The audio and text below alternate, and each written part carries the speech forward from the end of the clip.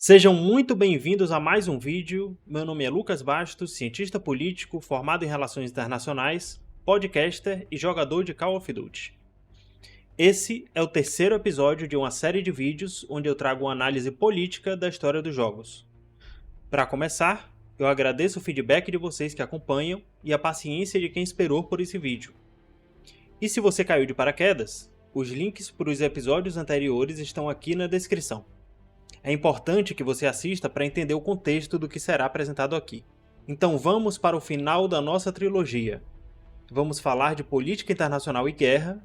Essa é a história não contada de Call of Duty Modern Warfare 3.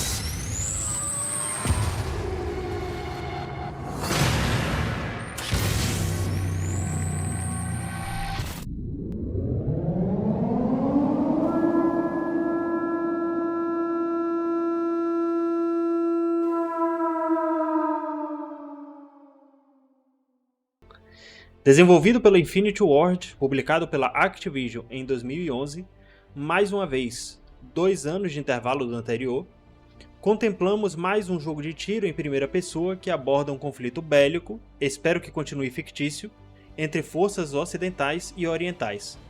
Como sempre, jogamos do lado bonzinho, Estados Unidos, OTAN, contém ironia. A intro do jogo é feita pelo vilão, o Makarov. Ele diz: a guerra é baseada na enganação.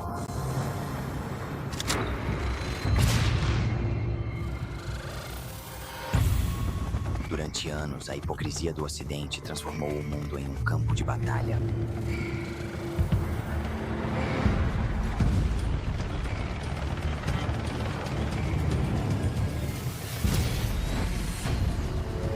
Os corruptos falam, enquanto nossos irmãos e filhos derramam o próprio sangue.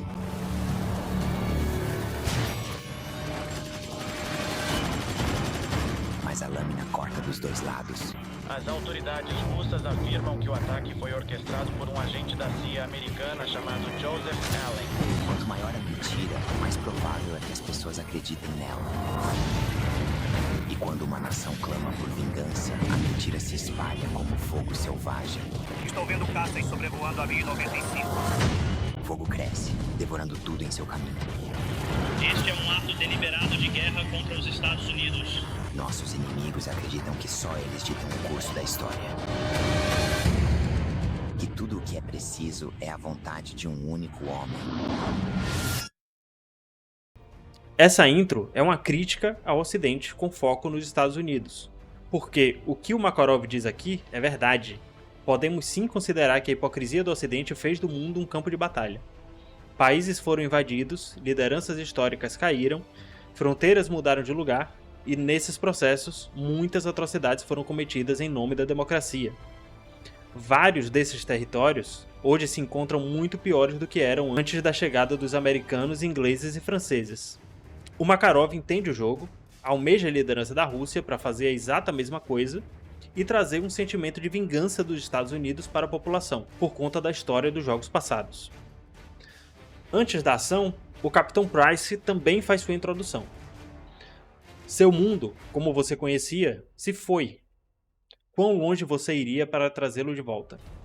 O Shepard criou essa guerra, mas só nós soubemos a verdade.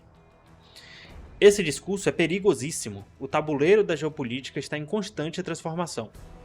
É claro que os países devem e vão continuar lutando pelos próprios interesses, mas não é possível voltar no tempo. Às vezes, uma liderança perde uma posição de vantagem e sacrifica a economia e o exército, tentando reparar o irreparável. Eu vou usar o exemplo da Ucrânia, um conflito do nosso tempo. Mesmo que a Ucrânia retome os territórios do leste, não existe a possibilidade de voltar ao que era. Cidades inteiras foram destruídas, populações foram espalhadas pelo resto do país e pelo mundo. Quem ficou e sobreviveu vai passar os traumas adiante e ter que reconstruir tudo, fora o ressentimento que será criado nos russos do outro lado. Certos ou errados, e eu não estou aqui para julgar, deram a vida para conquistar o território. Tentar trazer 2022 de volta é tentar separar ingredientes de um bolo pronto. É impossível. Seguindo. As primeiras cutscenes partem do final do jogo anterior. Estávamos no controle do nosso amigo Soap, acompanhado pelo Capitão Price, próximos de uma base militar americana no Afeganistão. Ambos gravemente feridos após matarem o General Shepard e suas tropas, respondendo às dúvidas deixadas pela campanha anterior. Os Estados Unidos estão em guerra com a Rússia, Makarov assumiu o legado de Zakhaev, a população russa acreditou no ataque de bandeira falsa do aeroporto e quer vingança. Price e Soap são resgatados por Nikolai e levados de helicóptero para um esconderijo na Índia, para tratar os ferimentos de Soap. Price não precisa porque ele é o super-homem disfarçado de soldado. Dado o contexto, vamos aos personagens jogáveis. O sargento do exército americano Derek Frost, é com ele que faremos as missões de incursão e defesa. Yuri é um russo militar da antiga União Soviética, com ele acompanhamos a jornada do Capitão Price. A maior parte da história é contada alternando os pontos de vista dos dois. Mas eu também preciso citar os que protagonizam somente uma missão cada. O sargento Marcus Burns, do exército britânico, Andrei Kharkov, um segurança do presidente da Rússia, e a lenda, na última missão assumimos o Capitão Price. No primeiro briefing, Sandman, nosso guia turístico, informa que a Rússia iniciou um ataque contra Nova York, a cidade mais rica do mundo. Na pele de Frost, nosso primeiro objetivo é contestar o território e neutralizar a ameaça russa por terra, ar e mar. As primeiras missões giram em torno deste conflito, até que os russos desistem e batem em retirada. Da vitória em Nova York, vamos para o outro lado do mundo. Os protagonistas do jogo anterior estão na Índia. Price e Soap são persona non grata. Eles eliminaram Shepard, mas a mentira foi espalhada. O governo americano e a OTAN acreditam que eles são traidores, mas ambos são um tipo de soldado que todo o país precisa. São patriotas, nacionalistas cegos. Eles vão servir a pátria, mesmo que ela o rejeite. O outro indivíduo na Terra que sabe a verdade é Makarov. Portanto, Price e Soap, e qualquer um que tente ajudá-los, é inimigo da OTAN e da Rússia. Eles são, neste momento, os homens mais procurados do mundo. É nessa realidade que assumimos o papel de Yuri.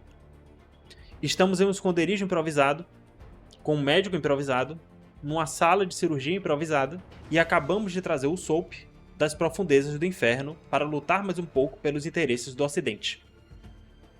Como se já não estivesse difícil o suficiente, somos encontrados pelas tropas do Makarov, então temos que fugir e defender a vida do nosso amigo Sabonete. Não temos suporte da OTAN, mas podemos contar com os russos que rejeitam a loucura de Makarov e o odeiam. Falando no assunto, vamos ao contexto político da Rússia. Sabemos que Makarov plantou o ódio, arquitetou o ataque de bandeira falsa e colheu poder. Ele herdou o capital político e militar do Zakhaev. Por isso, o exército o obedece. Mas a Rússia é grande. Nem todo mundo quer entrar em guerra com os Estados Unidos por causa de um atentado no aeroporto, por mais real que seja. Para além disso, Makarov nunca foi eleito. A Rússia ainda tem presidente, um chefe de Estado disposto a negociar e impedir uma tragédia maior. Agora, na pele de Andrei Kharkov, somos responsáveis pela segurança do presidente russo, Boris Vorshevsky. Em seu avião, o seu destino é a cidade de Hamburgo, onde a paz será negociada. A intro dessa missão tem mais um importante discurso do Capitão Preço. Dizem que a verdade é a primeira vítima da guerra.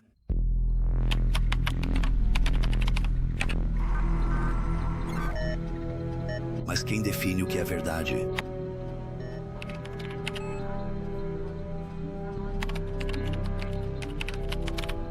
No avião estão o presidente Volshevsky e sua filha Helena. Ele voa para Hamburgo para um tratado de paz com a OTAN. Verdade. É apenas uma questão de perspectiva. Mas muitos russos culpam os Estados Unidos pelo ataque no aeroporto de Tsarkayev. O dever de todo soldado é proteger os inocentes. E às vezes isso significa preservar a mentira do bem e do mal. Essa guerra não é apenas seleção natural em grande escala, mas... Por ora, parece que o mundo finalmente poderá conhecer a paz. A única verdade que encontrei é que o mundo em que vivemos é um enorme barril de pólvora. Basta que alguém acenda o fósforo.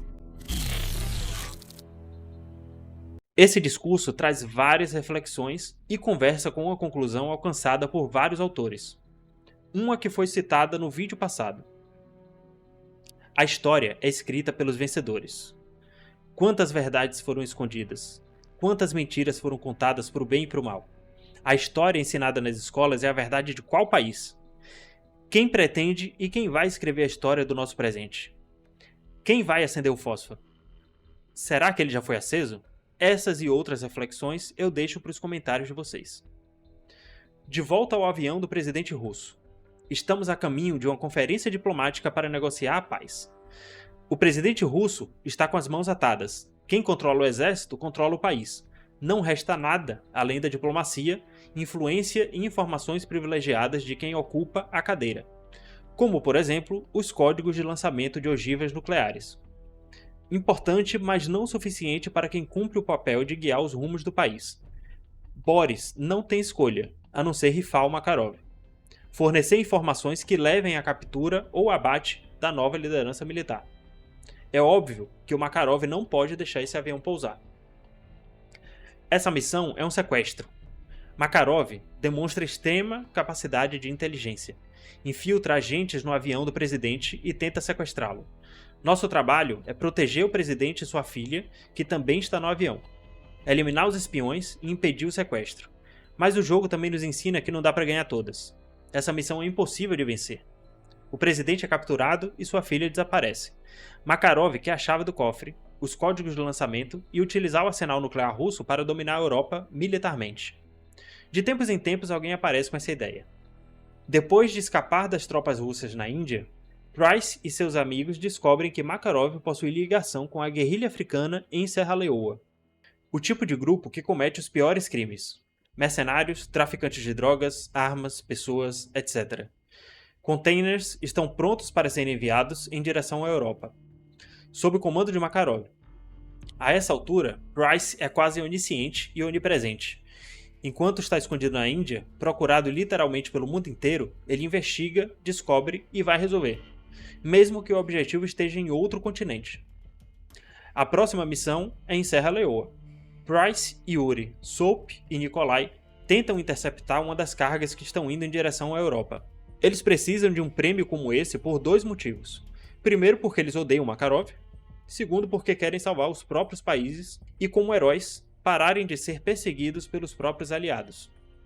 Na missão, atropelamos os guerrilheiros como se fossem crianças, mas chegamos tarde demais. A carga já está a caminho do seu destino final. O próximo é o sargento Marcus Burns. Com ele, também precisamos interceptar a tal da carga. E também falhamos. Só que a consequência é catastrófica. Makarov plantou uma bomba suja em Londres. Esse tipo de bomba existe. Ela é uma arma química com material radioativo. Por isso é chamada de suja. Mas a explosão dela não é atômica. Não causa o estrago físico de uma bomba nuclear. Serve mais para causar terror e caos social. Radiação é espalhada, grandes áreas precisam ser evacuadas, limpas, custa caro e atrapalha a produtividade da população. Para piorar, Londres não foi o único alvo. Makarov explodiu bombas sujas em todos os maiores centros populacionais da Europa e iniciou a invasão com tropas. O briefing dessa missão mostra relatos de soldados, notícias da invasão em vários países da Europa, acompanhados de um pedido de ajuda. Aqui eu preciso explicar um elemento que não está no jogo, mas está implícito. Trata-se da invocação do artigo 5º da OTAN. A Organização do Tratado do Atlântico Norte foi fundada em 4 de abril de 1949, pouco depois do fim da Segunda Guerra Mundial, porque os países ocidentais, os antigos aliados, acreditavam que poderiam em algum momento entrar em guerra com a União Soviética. Apesar de terem cooperado no passado recente, todos sabiam que os soviéticos eram expansionistas. Eles não escondiam isso. Existia a desconfiança de que eles teriam que lidar com Stalin ou outro louquinho sanguinário no curto prazo. Então, o objetivo da OTAN é promover a segurança coletiva dos signatários, compartilhar tecnologia, informação, treinamento, recurso e, para além disso, é um pacto de defesa mútua. O artigo 5º representa isso. Se um país é atacado, todos devem contra-atacar. Não só a Rússia, mas qualquer outro que ameace a integridade de um dos membros. No jogo, isso configura o início da Terceira Guerra Mundial. E, novamente, eu espero que isso continue na ficção. Nesse ponto do jogo, eu observei mais um elemento interessante.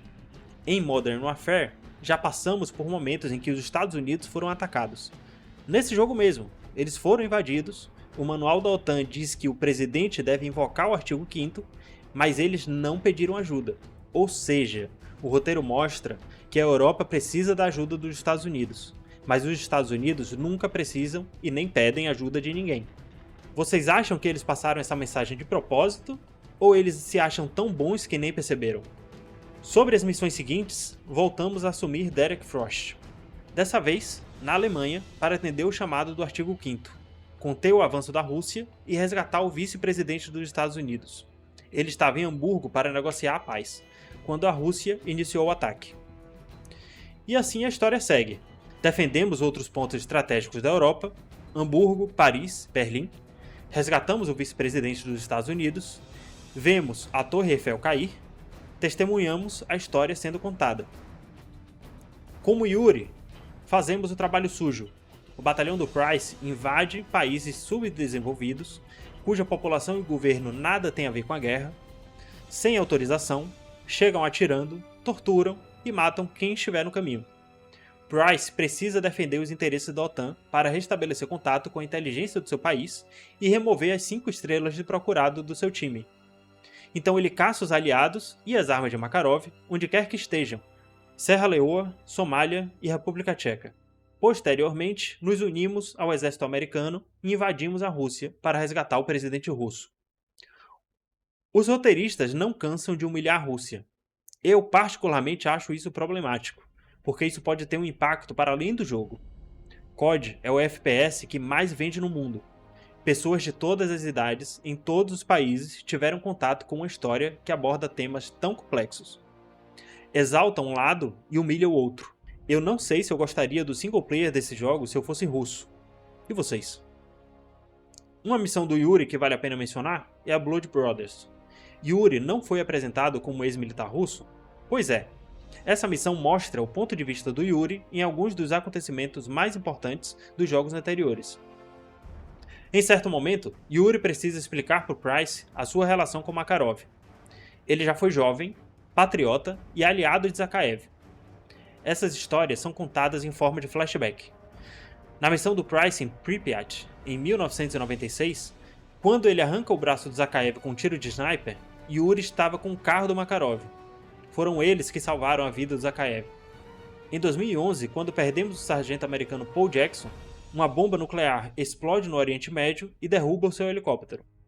Yuri testemunhou a ordem de Makarov para explodir essa bomba. Por último, Yuri teve participação na polêmica missão do aeroporto em 2016. Ele cooperou com Joseph Allen como espião para tentar impedir a tragédia e foi expulso do batalhão do Makarov com um tiro na barriga.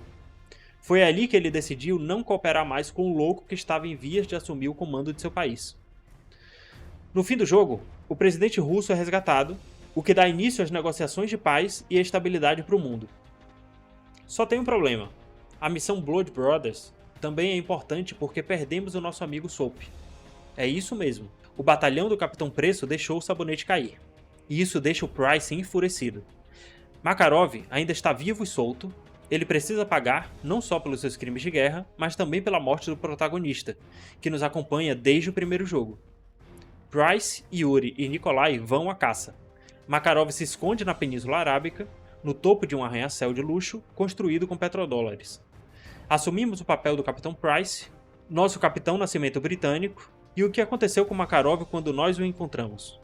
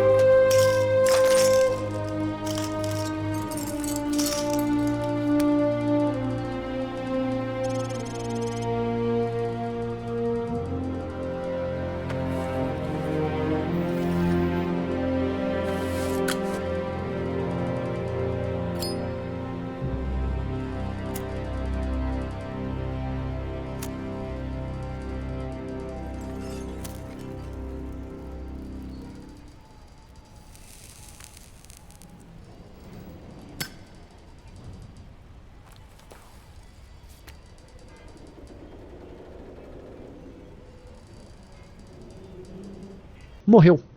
Veio a óbito. Muito bem, senhoras e senhores, chegamos ao final da nossa saga. Eu espero que vocês tenham gostado. Eu sei que demorou, mas foi por um motivo de força maior.